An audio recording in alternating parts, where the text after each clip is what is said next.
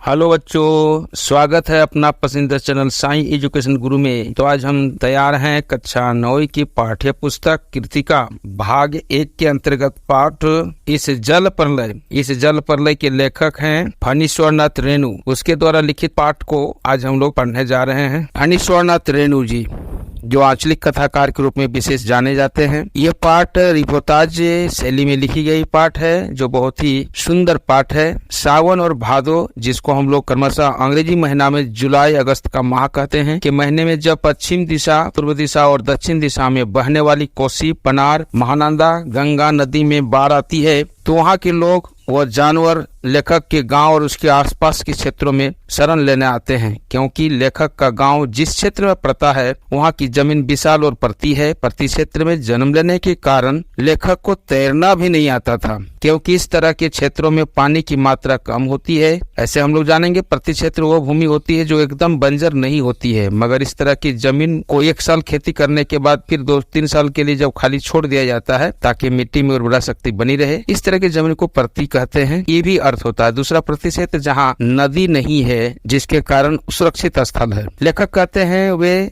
10 वर्ष की उम्र से ही बाढ़ पीड़ितों के लिए स्वयंसेवक या रिलीफ वर्कर के रूप में काम करते आ रहे हैं। और लेखक ने 10वीं क्लास में बाढ़ पर एक लेख लिख करके पहला पुरस्कार हासिल किया था। इसके अलावा प्रतिष्ठित धर्मयुग मैगजीन के कथादशक कॉलम के अंतर्गत बाढ़ से संबंधित उनकी एक कहानी भी छपी थी। उन्होंने बाढ़ पर 1947 में जयगंगा, 1948 में डाइन कोसी, 1948 में हड्डियों का पुल रिपोर्टाज लिखे। इसके अलावा उन्होंने अपने कई उपन्यास में भी बाढ़ विनाश लीलाओं को वर्णन कर चुके हैं। लेखक जब अपने गांव में रहते थे तो उन्हें बाढ़ के बारे में सुना जरूर था, मगर उन्हें कभी झेला नहीं था, न आंखों देखने का सौभाग्य प्राप्त हुआ था। लेकिन 1967 में पटना शहर में आई बाढ़ की विभीषिका को उन्होंने पहली बार खुद अपनी आंखों से देखा और झेला भी। जब लगातार 18 घंटा तक बारिश हुई तो इसके कारण पुनपुन नदी का पानी राजेंद्र नगर, कंकड़बाग, अन्य निचले स्तर में घुस आया था। इसलिए इस बार जब बाढ़ का पानी शहर में आने लगा तो पटना का पश्चिमी भाग छाती भर पानी में डूबने लगा। तो लेखक अपने घर में ईंधन, आलू,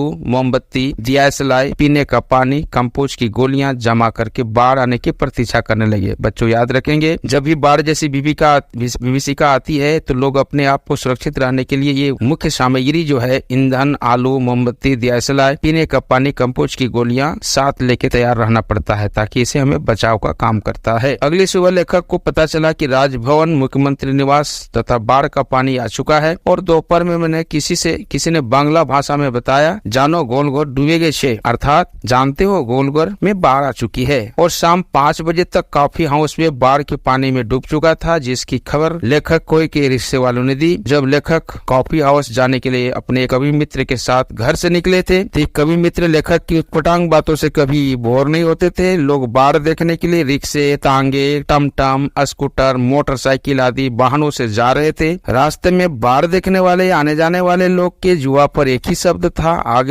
गया, बह गया, डूब गया, देखो और कितना आ रहा है। इस तरह से सभी की जुआ पर एक ही शब्द आ रहा था। तभी लेखक कॉफी हाउस पहुंच गए थे, जो अभी बंद कर दिया गया है। लेखक ने सड़क किनारे आए पानी को देख करके अपने कवि मित्र को बताया। मृत्यु का तरल दूत, यानी बाढ़ को मृत्यु का तरल दूत भी कहा गया है। बच्चों ध्यान से याद रखेंगे। अब हम आगे नहीं जाएंगे। लेखक डर गए। रिक्शे वाले ने गांधी मैदान की ओर चल पड़े, क्योंकि लोग कह दिया उधर कहाँ जा रहे हैं, देखिए पानी में करंट है। लेखक कहते हैं गांधी मैदान में दशहरा के दिन राम रथ की प्रतीक्षा में जितने लोग इंतजार में खड़े रहते हैं, आज उससे ज्यादा लोग बाढ़ की विभीषिका को देखने के लिए इकट्ठे हुए थे। शाम को 7:30 बजे पटना के आकाशवाणी केंद्र ने घोषणा किया, ये आकाशवाणी का पटना केंद्र है। अभी मनोरंजन पांडे से यहाँ का ताजा समाचार सुन लीजिए। इस तरह से समाचार देखने को मिला। समाचार में क्या बताया गया कि पानी जो है स्टूडियो की सीढ़ियों तक पहुंच गया है। हालांकि पान की दुकानों पर खड़े होकर निश्चित होकर हम हंस बोल करके समाचार सुन रहे थे और कुछ दुकानदार लोग अपना सामान टेम्पो, टमटम आदि में लादे थे, परंतु लेखक और उसके मित्र के चेहरे पर डर और उदासी का भाव था। यूँ कहिए सब दुकान बंद होने के बाद भी पान की गुमटी का बिक्री अचानक बढ़ गया था। कारण जो भी आते जाते लोग वहाँ पर ठहरते, अपनी आवश्यक वस्तुओं को खाते और थोड़ा बातचीत बाढ़ पर करते थे। लेखक अब राजेंद्र नगर चौराहे चौराहे पहुंचे, जहां एक मैगजीन कॉर्नर पर पहले की जैसे ही पत्र पत्रिकाएं बिक रही थी। वहां से लेखक ने कुछ पत्रिका खरीदी, अपने मित्र से विदा लेकर अपने घर आ गए। घर पहुंचने पर उन्हें जनसंपर्क विभाग की गाड़ी के लाउड स्पीकर पर बाढ़ से संबंधित चेतावनी सुनाई दे रही थी, जिसमें साफ साफ शब्दों में लोगों को सावधान किया जा रहा था और सबको सावधान कर रहने के लिए कहा जा रहा था। सारा शहर जाग रहा था। देर रात तक जागने के बाद लेखक सोना चाहते थे, परंतु उन्हें नींद नहीं आ रही थी। तभी उनके दिमाग में कुछ पुरानी यादें, घटनाएं ताजा हो गई। सबसे पहले उन्हें 1947 में मनिहारी जिले में आई बाढ़ याद आई, जब वे अपने गुरुजी स्वर्गीय सतीश नाथ बहादुरी जी के साथ नाव से गंगा नदी में आई बाढ़ से प्रभावित क्षेत्रों में पकाही घाव की दवा, पानी में लगातार पड़े रहने से क्या हो जाता है बच्चों, पैर पकने लगता है, उसको हम लोग पकाही कहते हैं। तो पकाही घाव से सुरक्षित के लिए दवा दे रहे थे। क्या होता है उसके लिए केरोसिन तेल, दियासलाई आदि लेकर के सहायता करने ये रिलीफ वर्कर के हैसियत से पहुंचे थे। इसके बाद 1949 में महानंदा नदी में आई बाढ़ ने भी कहर बरपाया था।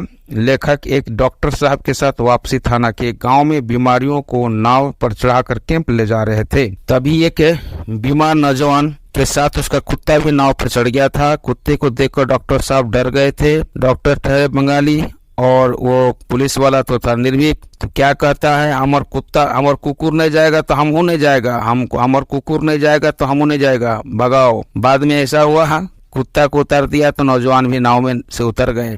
लेखक आगे कहते हैं, वो परमान नदी की बाढ़ में फंसे मुसहरों की बस्ती में पहुंचे। पत्तों से दोने बनाने वाले लोग में राहत बांटने पहुंचे, जो कई दिनों से मछली और चूहे को भून करके खा रहे थे। भूखा आदमी क्या नहीं खाते। जब वे अपने साथियों के साथ उस बस्ती पर पहुंचे तो देखा वहां एक कुच्चे मचान पर बलवाही नाच हो रहा था और एक काला सा आदमी लाल साड़ी में दुल्हन की एक्टिंग करके लोगों को हंसा रहा था। लेखक मुसहर की बस्ती में राहत बांटने सामग्री बांट करके वापस आ रहे थे। तभी उन्हें अपने परम मित्र भोला शास्त्री जी का बहुत याद आई। लेखक को यहाँ और दो घटनाएं भी याद आ गई है। पहली घटना 1937 की है। शिवरानी शकरपुर में बाढ़ के समय नाव को लेकर के लड़ाई हो गई थी।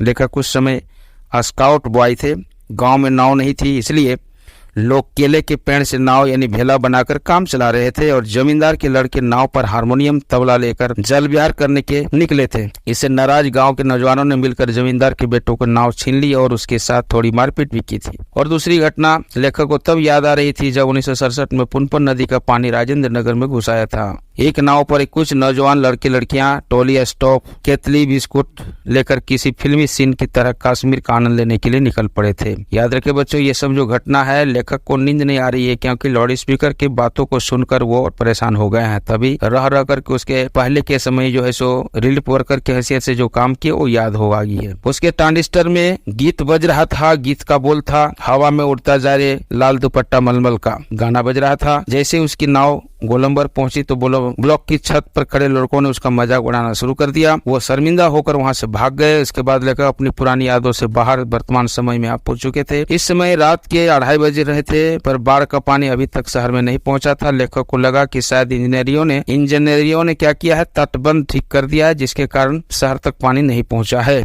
इसके थोड़ी देर बाद लेखक को नींद आ गई। सभी जागे। सुबह 5:30 बजे जब लोगों ने उन्हें जगाया तो लेखक ने देखा कि पानी पूरे मोहल्ले में फैल चुका है। चारों ओर चीख पुकार मची हुई है। हर जगह पानी की लहरें नृत्य करती दिखाई दे रही है, यानी चारों ओर पानी ही पानी दिख रहा था। लेखक कहते हैं कि मैं बाढ़ के दृश्य तो बचपन में देखता आ रहा था, लेकिन इस बार जैसे बाढ़ मैंने कभी नहीं देखी। लेखक कहते थे, इस वक्त ना मेरे पास मूवी कैमरा है, ना टेप रिकॉर्डर है, ना मेरे पास कलम है। अच्छा हुआ कुछ भी नहीं मेरे पास। बड़ा रह करके लेखक अफसोस कर रहे थे, काश मेरे पास मूवी कैमरा होता, मैं सारे दृश्य को आत्मसात कर लेता। प्यारे बच्चों, इस वीडियो के माध्यम से पढ़ाया गया पाठ इस जल प्रलय में आपको कैसा लगा है, हमें कमेंट करके अवश्य बताइएगा। वीडियो को लाइक और शेयर करें ताकि अन्य विद्यार्थी तक भी ये वीडियो पहुंच सके। हमारे चैनल साईं एजुकेशन गुरु को सब्सक्राइब भी करना ना भूलें। धन्यवाद।